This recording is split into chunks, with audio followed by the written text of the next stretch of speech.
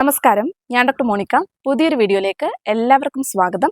ഇന്നത്തെ വിഷയം എന്ന് പറയുന്നത് ശരീരത്തിലെ നീർക്കെട്ട്, വേദന മുതലായിട്ടുള്ള പ്രശ്നങ്ങളിലൂടെ കടന്നു പോകുന്നവർക്കും ഞരമ്പ് സംബന്ധമായിട്ടുള്ള ബ്ലോക്കുകളിലൂടെ കടന്നു പോകുന്നവർക്ക് കൈകാൽ തരിപ്പിന്റെ പ്രശ്നങ്ങൾ, കാല് ചുട്ടുപൊകച്ചിലിന്റെ പ്രശ്നങ്ങൾ ഉണ്ടാവുക, അതുപോലെ തന്നെ ബലക്കുറവ് അനുഭവപ്പെടുന്നവർക്കും ഒക്കെ തന്നെ ഏറെ ഗുണകരമായിട്ട് പുറമേ നമുക്ക് ഉപയോഗിക്കാൻ പറ്റുന്ന 2 ഇലകളെയാണ് പരിചയപ്പെടുത്തുന്നത്.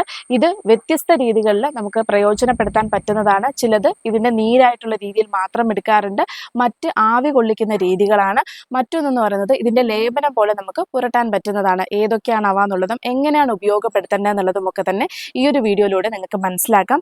തീർച്ചയായിട്ടും ഈ ഒരു വീഡിയോ പൂർണ്ണമായിട്ടും കാണുക. ഏറ്റവും ആദ്യത്തെ ഇല എന്ന് പറയുന്നത് കരിനൊച്ചി ഇലയാണ്. വാദസംബന്ധമായിട്ടുള്ള പ്രശ്നങ്ങൾ, അതുപോലെ സന്ദിഗ്ധമായിട്ടുള്ള പ്രശ്നങ്ങളിലൂടെ കടന്നു പോകുന്നവർക്കും കാലുകളിലേക്ക് രക്തോട്ടം ശരിയായ രീതിയിൽ നടക്കുന്നില്ല, കാലുകൾക്ക് വേദന, നീർവീക്കം തുടങ്ങിയിട്ടുള്ള പ്രശ്നങ്ങളിലൂടെ കടന്നു പോകുന്നവർക്കും നമുക്ക് ഗുണകരമായിട്ട് ഉപയോഗിക്കാൻ പറ്റുന്നതാണ്. പണ്ട് മുതൽക്കേ തന്നെ നമ്മുടെ ശരീരത്തിലെ നീർക്കെട്ട് അകറ്റാൻ വേണ്ടിയിട്ടും ഈ ഒരു കരിനൊച്ചിയില ഇട്ട് വെന്തിട്ടുള്ള വെള്ളം കൊണ്ട് കുളിക്കുന്നതും ഏറെ ഗുണകരമാണ്. എന്നാൽ കരിനൊച്ചി ഇട്ട വെള്ളം കൊണ്ട് കുളിക്കുക മാത്രമല്ല, കാലുകളിലേക്കുള്ള രക്തോട്ടം ശരിയായ രീതിയിൽ നടക്കാൻ വേണ്ടിയിട്ട്, അതുപോലെ കാലുകളിലെ ചുട്ടുപൊകച്ചിലിന്റെ പ്രശ്നങ്ങൾ, സെൻസേഷൻ മനസ്സിലാവാതിരിക്കുക, തരിപ്പ്, മരവിപ്പ് തുടങ്ങിയിട്ടുള്ള പ്രശ്നങ്ങളിലൂടെ കടന്നു പോകുന്നവർക്കൊക്കെ തന്നെ ഗുണകരമായിട്ട് ഉപയോഗിക്കാൻ പറ്റുന്ന ഒരു രീതിയാണ്. ഇതിനു വേണ്ടിയിട്ട് കാല് മുക്കി വെക്കാൻ ആവശ്യമായിട്ടുള്ള വെള്ളം തിളപ്പിക്കാൻ വേണ്ടി വെക്കുക. അതിലേക്ക് ഒരു പിടി അളവായിട്ടുള്ള കരിനൊച്ചിയില ഇടുക.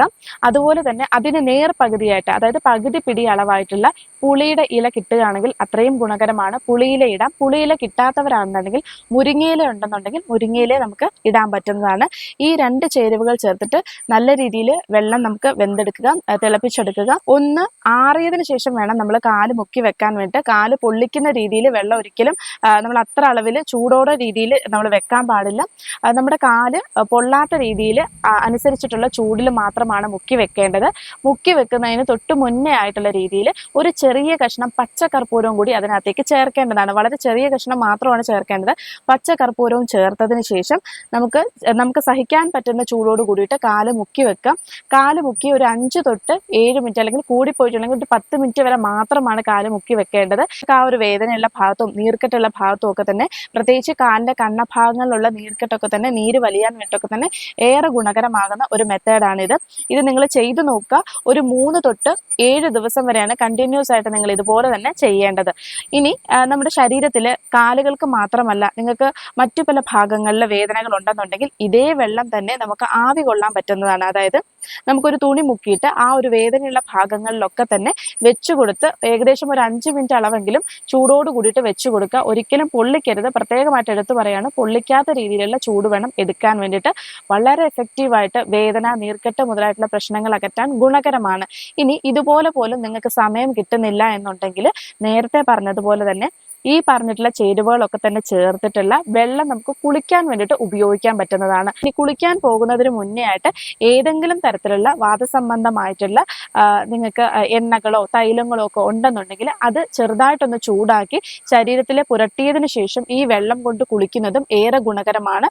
വാദസംബന്ധമായിട്ടുള്ള പ്രശ്നങ്ങൾ അകറ്റാനും വേദനയും നീർക്കെട്ടൊക്കെ അകറ്റാൻ നല്ലതാണ്. എന്നാൽ ശ്രദ്ധിക്കേണ്ടത്, നീരുണ്ടെന്നുണ്ടെങ്കിൽ ഈ ഒരു എണ്ണ പ്രയോഗം ഉപയോഗിക്കാതിരിക്കുക. ഈ വെള്ളം കൊണ്ട് മാത്രം കുളിക്കുന്നതാണ് അവർക്ക് ഗുണകരമായിട്ടുള്ളത്. ഇങ്ങനെ ഈ വെള്ളം ഒന്നിടവിട്ടുള്ള രീതികളിൽ കുളിക്കാൻ എടുക്കുന്നതും ഏറെ ഗുണകരമാണ്. അടുത്തത്, ഈ ഒരു കരിനൊച്ചി ഇല എന്ന് പറയുന്നത് നമുക്ക് വേദനകളുള്ള, ഉദാഹരണത്തിന് മുട്ടിന്റെ ഭാഗത്താണ് നിങ്ങൾക്ക് വേദന ഉള്ളതെന്നുണ്ടെങ്കിൽ ഇതിന്റെ ചാറ് നീരാക്കി എടുത്തിട്ട് മുട്ടിന്റെ ഭാഗത്ത് പുരട്ടി കൊടുക്കുന്നതും, അല്ലെന്നുണ്ടെങ്കിൽ ഈ ഇല മുഴുവനായിട്ടും അരച്ചെടുത്തിട്ട് മുട്ടിന്റെ ഭാഗത്ത് നമ്മൾ പുരട്ടി ലേപനം പോലെ ചെയ്തിട്ട് അരമണിക്കൂറിന് ശേഷം കഴുകിക്കളയുന്നതും ഏറെ ഗുണകരമായിട്ടുള്ള ഒരു രീതിയാണ്. ഏത് വേണമെങ്കിലും നിങ്ങൾക്ക് നിങ്ങളുടെ ആ ഒരു ഇഷ്ടാനുസരണം നിങ്ങൾക്ക് ഉപയോഗിക്കാൻ കഴിയുന്നതാണ്. മറ്റൊന്ന്, കരിനൊച്ചി ഉപയോഗിച്ചിട്ടുള്ള എണ്ണ കാച്ചേണ്ട വിധമാണ്. കരിനൊച്ചി എണ്ണ ഉപയോഗിക്കുന്നത് പലപ്പോഴും നടുവ് സംബന്ധമായിട്ടുള്ള, ഉളുക്ക് സംബന്ധമായിട്ടുള്ള ബുദ്ധിമുട്ടുകളിലൂടെ കടന്നു പോകുന്നവർക്ക് ഗുണകരമാണ്. ഇത് ഉപയോഗിക്കേണ്ട രീതി എന്ന് പറയുന്നത്, ഇതിനു വേണ്ടി നമ്മൾ ബേസ് ആയിട്ട് എടുക്കുന്ന എണ്ണ എന്ന് പറയുന്നത് ആവണക്കെണ്ണയാണ്. ആവണക്കെണ്ണ ഇതുപോലുള്ള സന്ധി സംബന്ധമായിട്ടുള്ള വേദനകൾ അകറ്റാൻ ഗുണകരമാണ്. ആവണക്കെണ്ണ ഏകദേശം 100 ml ആണ് നമ്മൾ എടുക്കേണ്ടത്. ഇതിന്റെ ഉപയോഗ രീതി എന്ന് പറയുന്നത്, ഒരു ചീൻചട്ടിനകത്തേക്ക് 100 ml ആയിട്ടുള്ള ആവണക്കെണ്ണ ഒഴിക്കുക. എണ്ണ ചൂടായി വരുന്ന സമയത്ത് സമയത്തേക്ക് ഒരു പിടി അളവായിട്ടുള്ള കരിനൊച്ചിയില ഇടുക. അതൊന്ന് ചെറിയ രീതിയിൽ വാടി വരുമ്പോഴേക്കും ഒരു ചെറിയ പിടി തന്നെ നമുക്ക് മുരിങ്ങയില, ഇത് ഓപ്ഷനിലാണ്, നിങ്ങൾക്ക് ഉപയോഗിക്കാം. മുരിങ്ങയില നീര് അകറ്റാനും വേദന അകറ്റാനും ഒക്കെ ഗുണകരമാണ്. അപ്പോൾ ചെറിയ ഒരു പിടി അളവായിട്ടുള്ള മുരിങ്ങയിലയും കൂടെ ചേർത്തതിന് ശേഷം ഇത് രണ്ടും കരിഞ്ഞു പോകാത്ത രീതിയിൽ ഒന്ന് വാടി കിട്ടേണ്ടതാണ്. കരിഞ്ഞു പോകാതെ വേണം ഈ ഒരു എണ്ണ പ്രിപ്പയർ ചെയ്യാൻ വേണ്ടിയിട്ട്. വാടി കിട്ടിയതിന് ശേഷം ഫ്ലെയിം ഓഫ് ചെയ്തിട്ട് അത് അടച്ചു വെക്കുക. ഏകദേശം 2 മണിക്കൂറിന് ശേഷം നിങ്ങൾക്കത് അരിച്ചെടുത്ത് ഉപയോഗിക്കാൻ പറ്റുന്നതാണ്. ഇത് വേദനയുള്ള ഭാഗത്ത്, ഉളുക്കുള്ള ഭാഗത്തൊക്കെ തന്നെ തേച്ച് കൊടുക്കുന്നത് ഏറെ ഗുണകരമാണ്. ആ ഭാഗത്തെ വേദനകൾ അകറ്റാനും ഗുണകരമാണ്.